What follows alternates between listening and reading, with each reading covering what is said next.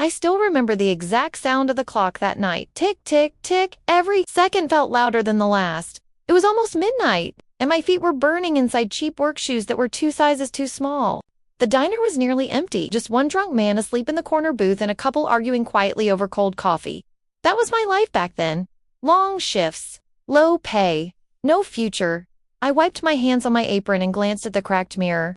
Behind the counter, pale face, tired eyes, hair pulled back too tight, I looked like someone the world had already forgotten. That's when the door opened, not with the usual bell sound, but with silence. A tall man in a dark suit stepped inside, followed by another. They didn't look around. They didn't smile. They walked straight toward me like they already knew who I was. Behind them, parked outside, was a sleek black car so expensive it didn't belong anywhere near this place. I felt my stomach tighten. The taller man spoke calmly. Maya Rivera? I froze. No one ever used my full name? Yes, I said slowly. That's me. He reached into his jacket and pulled out a leather folder. My name is Daniel Harper, he said. I'm an attorney representing the estate of Richard Holloway. The name hit me like cold water. Richard Holloway. Everyone knew that name. Oil tycoon, billionaire, one of the richest men in the world. I let out a nervous laugh. You've got the wrong person. I don't, he said the words that changed everything. Richard Holloway passed away 3 days ago, and according to his will, you are his sole heir. The diner went quiet. Even the arguing couple stopped talking. I stared at him, waiting for the joke, but no one laughed. I don't even know who that is, I whispered. Daniel opened the folder and slid a photograph across the counter. My breath caught. The man in the picture had my eyes, my nose, my smile. He was older, with silver hair and sharp features, but there was no denying it. That's impossible, I said. My mother said my father died before I was born. Daniel's voice softened. She lied to protect you. I felt dizzy. I grabbed the counter to steady myself. Daniel continued, lowering his voice. Mr. Holloway kept track of you your entire life. He wanted to claim you publicly, but his legal family threatened him. They made it clear. If you ever came into the picture, they would make you disappear. My heart started racing. What family? I asked. Daniel's jaw tightened. A wife, 2 sons, a daughter, powerful people, dangerous people. I swallowed. And now, he said carefully, they know about you. I felt my skin crawl. Daniel leaned closer. Maya, you didn't just inherit $5 billion. He paused. You inherited a target on your back. Before I could respond, my phone buzzed. Unknown number. One message. Run. I looked up, but Daniel was already closing the folder. We need to leave, he said. Now? Outside, the black car's engine was already running as I stepped into the night air. I had no idea that within hours, I would stop being a waitress and start pretending to be my own maid just to stay alive. The car didn't slow down once we left the city. Streetlights blurred into long streaks of yellow and white as we sped through the dark. I sat in the back seat, my hands clenched in my lap, staring at my reflection in the tinted window. Just a few hours ago, I was refilling coffee cups. Now, I was running for my life. Daniel sat beside me, speaking quietly into his phone, using words I didn't understand, legal terms, security codes, names I had never heard before. The driver never looked back. His eyes stayed locked on the road like he was trained not to react, no matter what. Finally, I broke the silence. Why me? I asked. Why would a man like Richard Holloway leave everything to someone he never met? Daniel lowered his phone. He met you, he said. I turned to him. When you were 6, you don't remember because your mother made sure you wouldn't. He reached into his folder and pulled out another photo. This one showed a little girl sitting on a park bench, holding an ice cream cone. A tall man knelt beside her, smiling, like the world finally made sense. My chest tightened. That was the only day he allowed himself to be your father, Daniel said. After that, his wife found out. She threatened him. Threatened your mother? I swallowed hard. So he chose money over us. No, Daniel said firmly. He chose survival, and he spent the rest of his life preparing for this moment. The car slowed as tall iron gates appeared ahead. Cameras lined the walls. Guards stood at attention. The gates opened silently. Inside was something I had only ever seen in movies. A mansion, no. A fortress. Wide stone paths. Fountains glowing under soft lights. Trees trimmed perfectly. And a massive estate that looked more like a private kingdom than a home. My stomach dropped. This is where they live? I asked. This is where you live now, Daniel replied as the car stopped. A man stepped forward, tall, broad shoulders, gray hair cut short. His posture alone told me he wasn't just a guard, he was command. He opened my door and looked me straight in the eyes. Maya Rivera, he said. I'm Marcus Haley. His voice was calm but heavy, like every word carried weight. I protected your father for 30 years, he continued. And now, I protect you. Something about him made me feel safe. For the first time that night, my hands stopped shaking. Inside, the mansion was quiet. Too quiet. Every step echoed. Portraits of Richard Holloway hung on the walls. Confident. Untouchable. I felt like an intruder in my own life. Marcus led us into a private study and closed the door. Time is short, he said. They know the will exists. They don't know where you are yet, but they will. Ooh, I asked. Marcus didn't hesitate. Your half-sibling. He laid out photos on the table. 3 faces stared back at me. A sharp-eyed woman with a cold smile, a man with smug confidence, another with eyes so empty they made my skin crawl. They're coming here tomorrow, Marcus said. Under the excuse of negotiation, Daniel nodded. They'll try to intimidate her into signing her rights away. And if that fails, I asked. Marcus met my gaze. Then accidents happen. Silence filled the room. I felt my throat tighten. So what do we do? Marcus took a breath. We hide you. I blinked. Hide me. In my own house. He turned to a corner of the room and pressed a button. A panel slid open, revealing another woman. She stepped forward, same height, same build, even similar hair. I stared at her, my heart pounding. This is Lena? Marcus said. She'll play the heiress. I shook my head. No, that's insane. It's necessary, Marcus replied calmly. They won't hesitate to strike if they see you as weak or alone. Daniel added, Lena will take the pressure. She's trained for this. I looked at Lena. She gave me a small, steady nod. And me? I asked quietly. Marcus gestured toward a hallway. You become invisible. Minutes later, I stood in a small room holding a plain gray uniform, a maid's uniform. My hands trembled as I changed. When I looked in the mirror again, the billionaire heiress was gone. No makeup. Hair tucked away. Eyes lowered, just another worker. Marcus handed me a small earpiece. You'll hear everything, he said. See everything, and if they recognize me. I whispered. They won't, he said. People like them never look at staff. I walked into the hallway just as the front doors opened. Voices echoed, laughter, sharp, cruel, the wolves had arrived. I lowered my head, picked up a tray, and stepped forward as I passed them. One of my half-brothers laughed loudly. Look at this place, he said, still pretending to be king.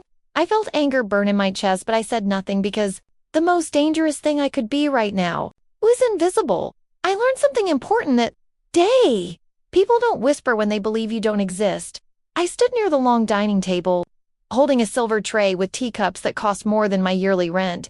My eyes stayed lowered, my shoulders slightly bent, just the way Marcus had taught me. Invisible, silent, harmless. The family sat across from Lena, the woman pretending to be me. She wore a soft blue dress, calm on the outside, but I could see the tension in her fingers as they gripped the armrest of the chair. Across from her sat my half-siblings. The first to speak was Evelyn Holloway, my father's legal daughter. She smiled, but there was no warmth in it, so Eveline said lightly, crossing her legs, You're the surprise. Lena returned a polite smile. I suppose I am. I held my breath. Evelyn leaned forward. You must understand how upsetting this is for us. Father was emotional near the end. The older brother, Grant, laughed, emotionally said. He lost his mind. The youngest, Victor, didn't laugh. He just watched, studied, like a snake waiting to strike.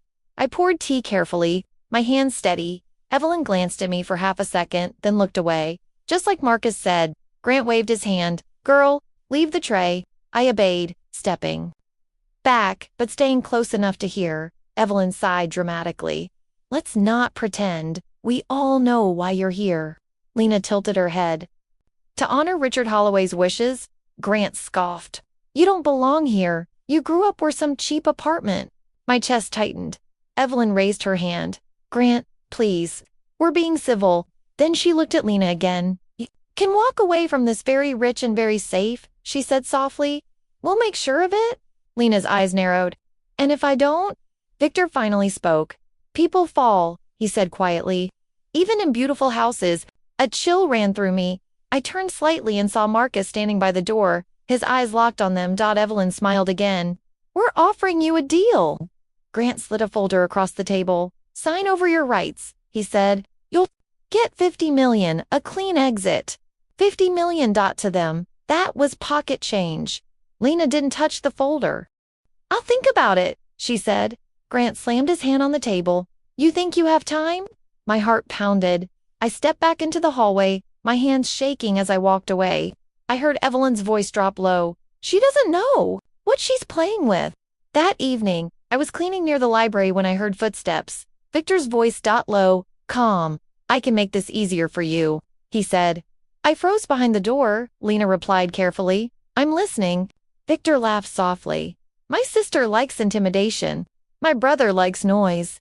A pause. I prefer solutions. What kind of solution? Lena asked. Disappear, Victor said. A tragic misunderstanding. A fall. A health scare. What? The stomach twisted. And the money? Lena asked. Victor leaned closer. Money always finds its way home. I backed away slowly, my heart racing. They weren't bluffing. Later that night, I stood alone in the kitchen, staring at my reflection in a steel pot. I wasn't just hiding anymore, I was listening, learning, and for the first time, something inside me hardened. If they thought I was weak, they were wrong because I was watching everything, and soon, I wouldn't just be invisible, I would be ready. Dinner that night felt like a performance. A long table stretched beneath a chandelier that looked like frozen fire. Crystal glasses, heavy silverware, plates arranged with military precision. Everyone was dressed perfectly, everyone was smiling, and everyone was lying. I stood against the wall with two other maids, hands folded, eyes lowered. My heart was pounding so hard I was sure they could. Curate. Evelyn lifted her glass. To family, she said smoothly, and new beginnings. The word family made my jaw tighten. Lena raised her glass politely. Thank you, she said. Grant smirked. You'll need it. Dinner moved slowly. Conversation drifted from business to memories of my father, memories I wasn't part of, stories I wasn't allowed to share. They talked about him like he was a thing they owned. At one point, Grant laughed. Remember how father hated weakness? He said. Couldn't stand people who didn't know their place. Victor glanced at Lena. Yes, he was very clear about that. I felt anger burn in my chest, but I kept my head down. Then Evelyn clapped her hands softly. Oh, we almost forgot, she said. Our little gift. She nodded toward Victor. He stood and picked up a velvet box from the sideboard. A piece. Offering, Victor said calmly. Something from father's private collection? He opened the box. Inside was a vintage bottle of wine. The label looked old, rare, expensive. This belonged to him, Victor continued. He saved it for a special occasion. Lena hesitated. Evelyn smiled sweetly. We thought tonight would be perfect. The bottle was placed in front of Lena. Something about the moment made my stomach twist. I watched Victor closely. He didn't smile. He watched Lena's hands. I moved toward the kitchen, pretending to fetch another tray. Inside, the room was empty. Quiet. I placed the tray down and noticed something near the trash bin. A small glass vial. Clear. Empty. My breath caught. I picked it up carefully. Don't label. But the smell was sharp, bitter. I didn't need to be an expert to understand this wasn't a gift. This was a test. My heart started racing. I heard footsteps behind me. Marcus. He took one look at the vial and his face darkened. They're escalating, he said quietly. What do I do? I whispered. He met my eyes. You protect the asset. I nodded, back in the dining room. Victor was pouring the wine. Slowly, deliberately. Lena's glass was nearly full. Time felt thick, heavy. I stepped forward, my hands shaking, tray balanced in my grip. Just as Victor raised the bottle away, tripped, the tray flew forward. Crystal glasses shattered. Wine spilled across the table. Like dark ink. The room erupted. Watch where you're going. Grant shouted. I'm so sorry, I cried, dropping to my knees. I'm so clumsy. Please forgive me. Evelyn stood abruptly. Get her out of here. Victor stared at the spilled wine. His jaw tightened. Lena looked shaken but unharmed. Guards rushed forward. Marcus grabbed my arm gently, guiding me away. As I was pulled back, I saw Victor's eyes lock onto mine for half a second. Sharp, suspicious. He had noticed me that night.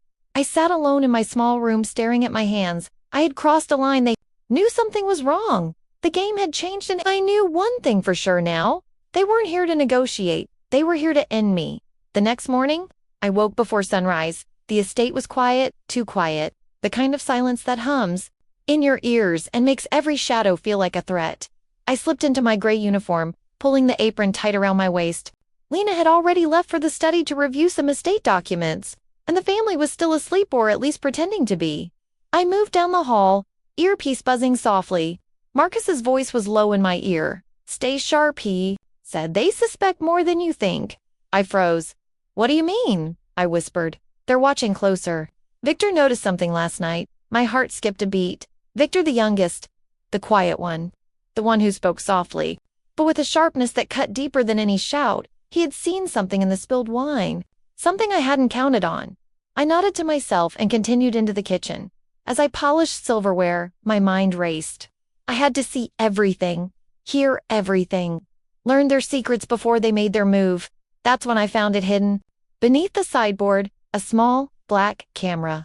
Tiny lens, barely visible. I touched it lightly. Not my camera, not my doing. But it was enough. Someone had been recording everything in this room, every interaction, every whispered conversation. My stomach tightened. They weren't just scheming against me, they were watching each other too. I slipped into the hallway and peeked toward the library. There they were, the whole family gathered around Lena, still believing she was the heiress. Victor was speaking softly, leaning in close. "Tomorrow," he said, "we need to finalize this. She's too cautious.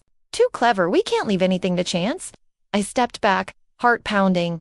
"Finalize what?" I whispered into my earpiece. Marcus's voice was sharp. "Stay calm. Let him speak." Victor straightened eyes, scanning the room. "She needs to disappear," he continued. "Permanent, a mistake, an accident. No one will question it." Evelyn nodded. "We can't risk any errors. This fortune is ours. All of it." Grant smirked. "And anyone who stands in our way will pay the price." My hands clenched the tray I was holding. This wasn't about money anymore. It was about survival. I moved silently toward the study, careful to avoid their line of sight. Inside, Lena was reviewing documents, completely unaware of the conversation she was missing. I leaned against the doorframe, staring at the papers, and realized something crucial. The family had no idea I was listening, learning, watching every move. For the first time, I felt a surge of power. Not the money, not the estate, not even the law. Power came from knowledge. I had proof. Every threat, every whispered plan, every secret intention, and I would use it. But first, I had to survive the next 24 hours because Victor was already counting the hours until my accident. By the time night fell, the mansion felt alive in a way that made my skin crawl. Every shadow seemed to move with purpose. Every hallway whispered secrets. And I was listening, watching, learning like a ghost among them. I moved silently down the corridor, dressed as a maid, my earpiece buzzing softly. Marcus's voice was calm but urgent. "Tonight, you'll see who they really are," he said. "Stay invisible, play the part, do not draw attention." I nodded, though no one could see me. The family gathered in the main hall for what they called a strategy meeting. I slipped into the adjoining pantry, crouched behind shelves stacked with china and crystal, and watched. Victor was pacing. Evelyn sat at the table, fingers steepled, lips pressed together. Grant lounged in a chair, smirking as if the world belonged to him. "They suspect nothing," Victor said. "But we can't leave it to chance. Tonight, we execute the plan." I swallowed hard. Marcus's voice buzzed in my ear. "Step 1, gather proof. Step 2, manipulate. Step 3, wait for the right moment." I scanned the room. They were arrogant, careless. Each one believed their position made them untouchable. I started with small moves, slightly misplacing chairs to delay them dropping a single napkin in the hallway so they'd pause to pick it up. A document on the table so Lena would notice an error that distracted them. Every small action was deliberate. Every reaction I recorded mentally. Then, Victor turned suddenly. "I feel watched," he muttered. I froze, heart thumping. Evelyn laughed lightly. "You always feel watched, Victor, paranoid." But I knew. He was right. They were beginning to sense cracks in their plan. Later, I used my invisibility again. I placed a recording device inside a book on the study shelf. Hidden, silent, capturing every whisper. Grant picked up the book, flicked through it absent-mindedly, and then set it down. I exhaled slowly. Everything was working. Every threat they'd made, every plan, every word was being recorded without their knowledge. I realized something important. Their arrogance was their weakness. The family believed Lena was the heiress. They believed they were untouchable, but they had no idea the real heiress was inside the walls, invisible, listening. The night dragged on. I continued my silent work, careful to maintain the illusion of clumsiness and submission. And then it happened. Evelyn stormed into the kitchen. Her heels clicked sharply against the marble floor. "You?" she shouted, pointing at me. I froze. Her eyes were wild. "I saw you near the study. You've been moving things. Spying. Don't think I won't." I dropped my gaze, hands folded politely, bowing slightly. "I'm sorry, Miss Evelyn," I whispered. "I'm just trying to keep the kitchen in order." Her face twisted in frustration. She stormed out, muttering under her breath. Marcus's voice buzzed softly. "Good. Fear is setting in. They're starting to unravel." I smiled slightly to myself. The counterattack had begun by the next evening. The mansion had turned into a battlefield of subtle moves and whispered threats. The family had grown reckless. Their arrogance now mixed with suspicion, and their every glance seemed sharper, more searching.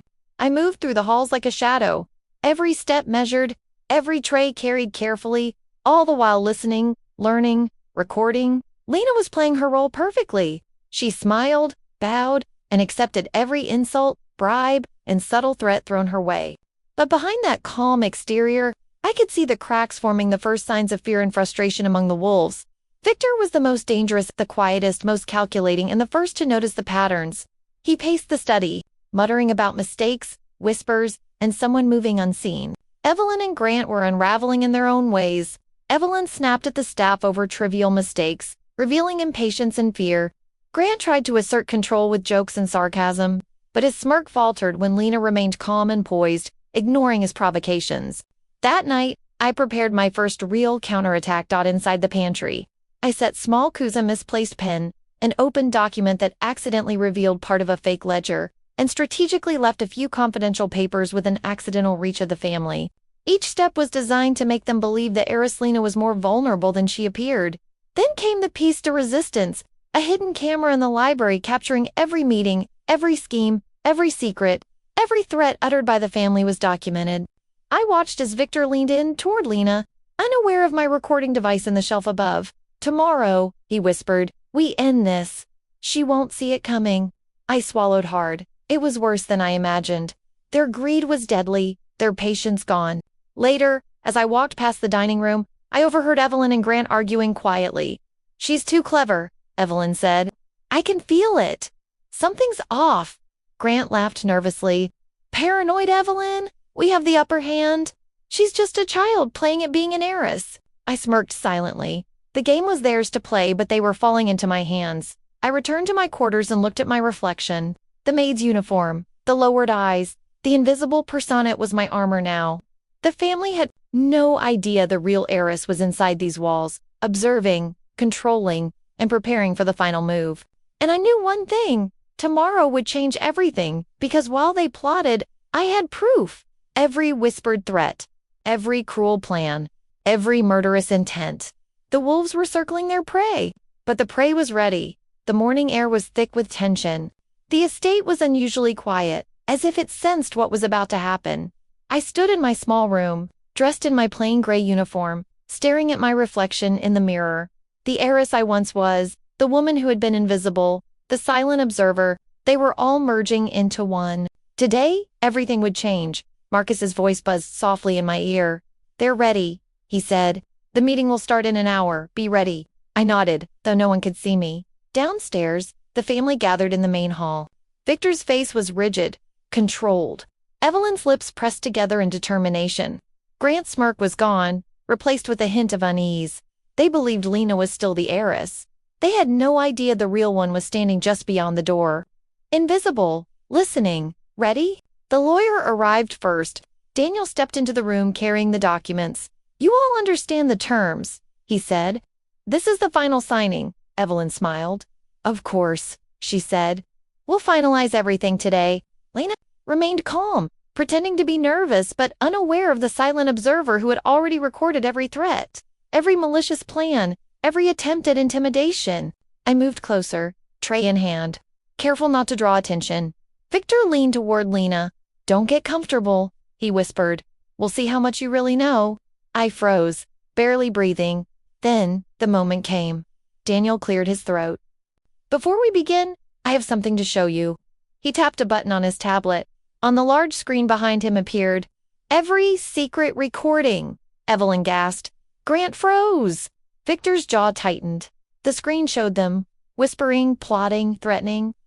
Every malicious word, every sinister plan, every attempted intimidation was there for all to see. Lena stepped back. Startled, I took a deep breath, and I stepped forward. The apron fell from my hands. The gray uniform no longer a disguise. All eyes turned to me. The real Maya, the true heiress. "You thought you could intimidate me? You thought I wouldn't see, wouldn't hear, wouldn't fight back?" I said, my voice steady, strong. "But I was here all along." Evelyn stumbled. Grant's face drained of color. "Victor looked like he wanted to vanish," I continued, holding the tablet for all to see. "Every threat, every scheme, every plan to remove Mir, all exposed." Marcus stepped forward, flanking me. Daniel stood behind. Lena remained calm, finally free from the role she'd been forced to play. "You've lost," I said simply. "Not because of money, not because of power, because you underestimated me." Evelyn tried to speak, but no words came. Grant's smirk was gone. Victor's cold eyes were filled with something else. Fear. I closed the folder. "You're no longer welcome here. The estate, the fortune, the legacy of Richard Holloway, they belong to me. Not your greed, not your schemes, not your cruelty." One by one, they were escorted out, their plans destroyed, their lies exposed. I looked around the mansion, the place that had been both a fortress and a trap. And for the first time, I felt something I hadn't felt in years. Relief, freedom, and the knowledge that while I had lost my blood, family, I had found my true family, the loyal staff, the people who protected me, the allies who never wavered. I smiled quietly. Power, I realized, isn't in wealth. It's in knowing who you are, standing strong, and never letting anyone destroy your life. The estate was mine now. The past is behind me. And the future, well, the future was finally in my hands.